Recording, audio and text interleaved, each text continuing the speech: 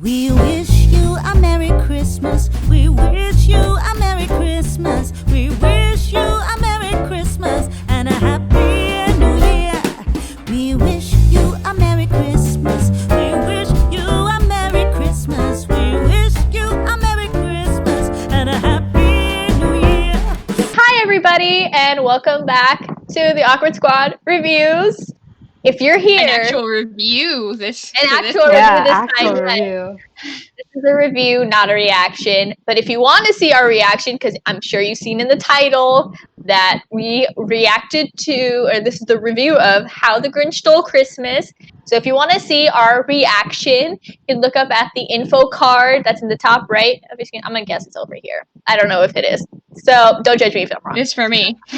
Yeah, there you go. Make sure to check that video out and see. It's a short video because How the Grinch Stole Christmas is only half an hour long. But now we get into all the good stuff and we get to review it.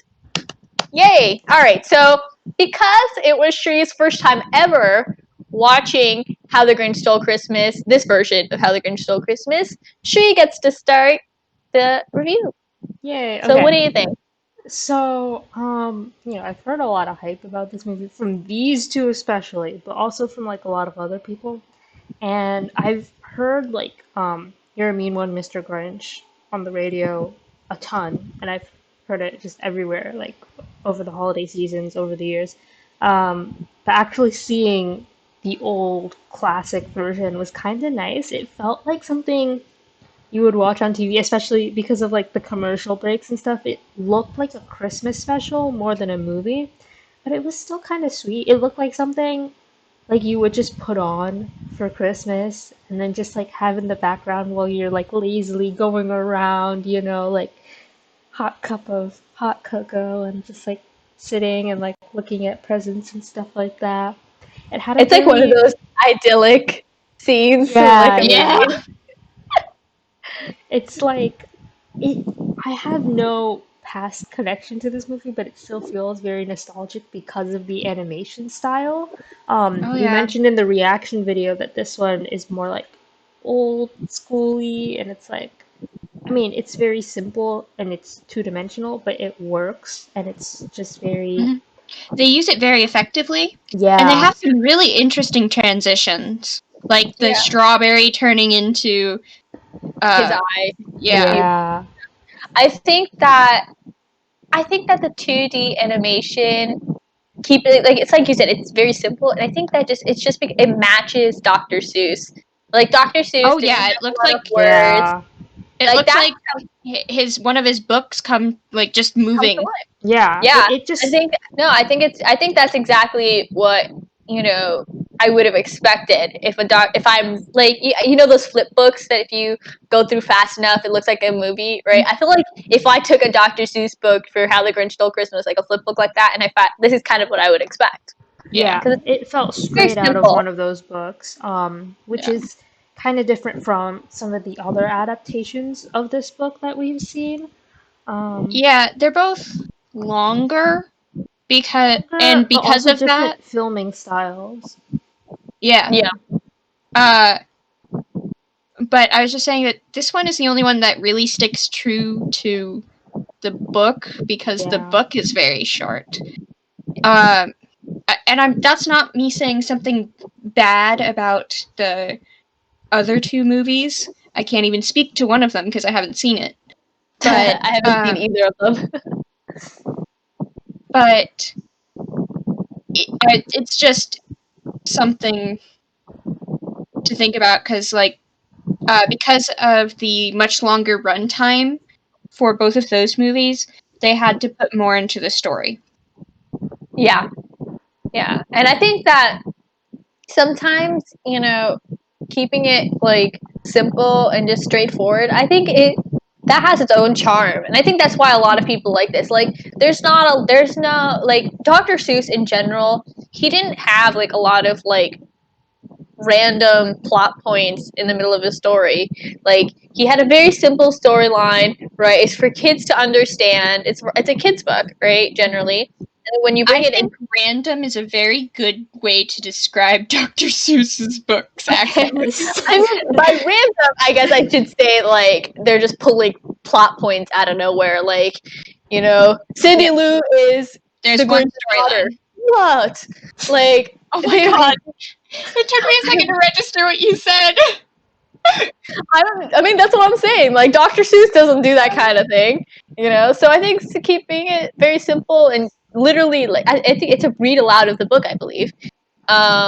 So, you know, keeping it just like that, it has its own Adding in charm. a song. And adding in a song, yes.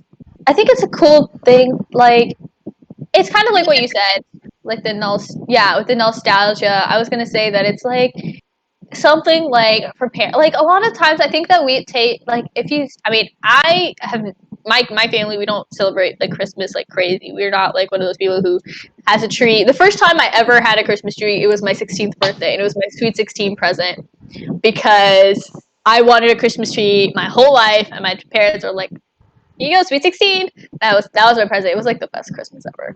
But I got to Problem child decided to scare me. That's what my was. She suddenly decided to jump up on me. Oh, that's Oh. nice. That sounds on So- brand for Smoke. She's problem child for a reason. And I love you, but I hate you too. I feel like the feeling is mutual because you know she just didn't respond like I feel that, thanks, you know. But yeah, so no, I think you know. Anyway, say bye to problem child. Bye.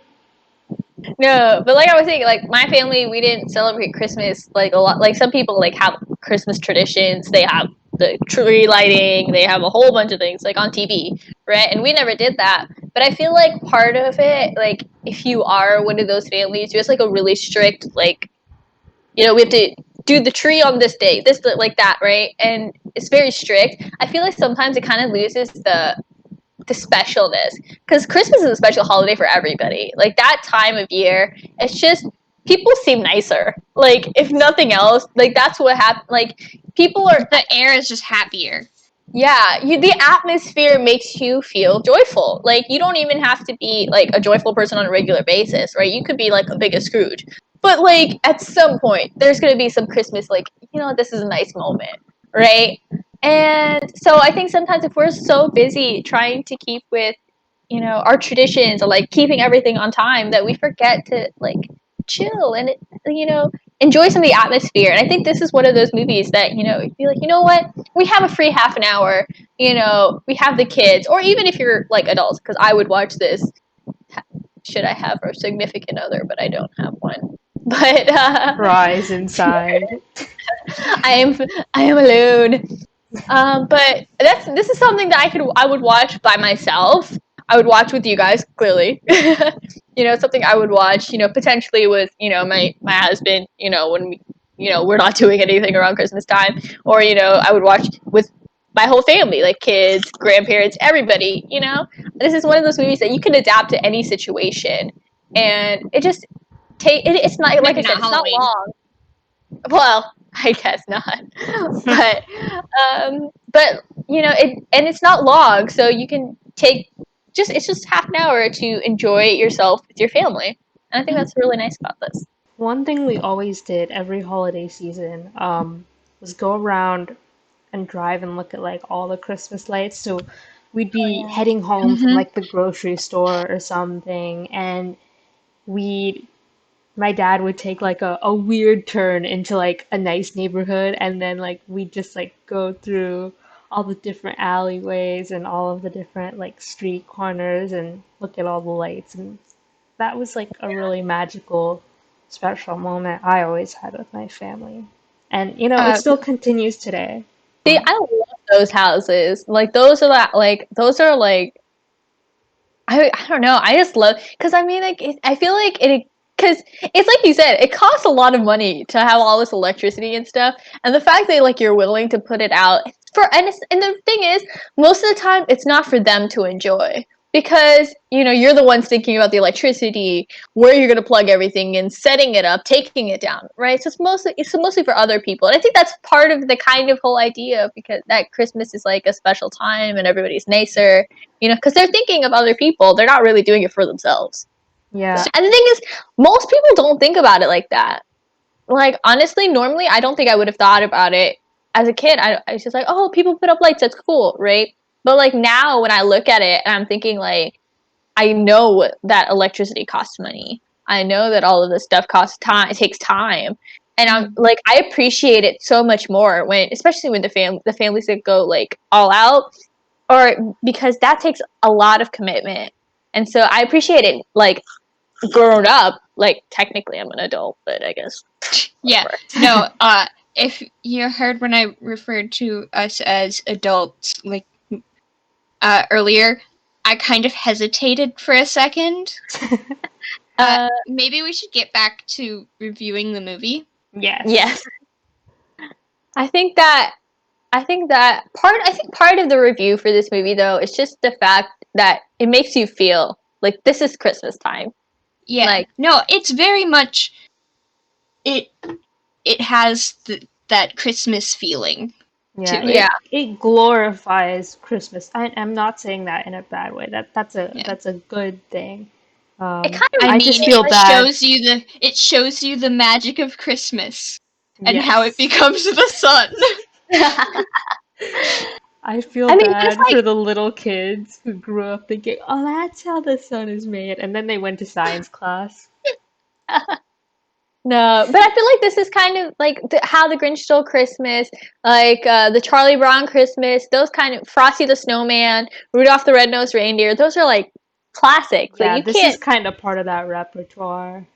Yeah, and so when you see it, you're like, yeah, this is Christmas time, because most people don't watch How the Grinch Stole Christmas in like April. Like, it doesn't really come to your mind. But when it's December and it's Christmas time, you're like, yeah, it's time to break out the Grinch. You know what another insane time to watch a movie like this? October. I mean, I mean, what kind of insane person would do that? I know. I wonder. So weird. In October, crazy. This is not supposed to be long, but it's like a nice. It's not super deep. It's just kind of feel good. Yeah, and that's what it's supposed to be. And I think it has pretty good. Like I said, I think it has.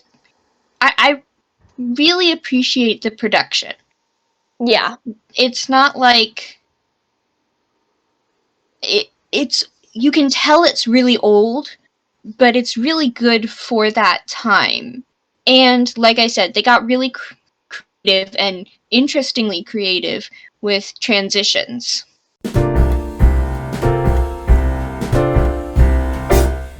We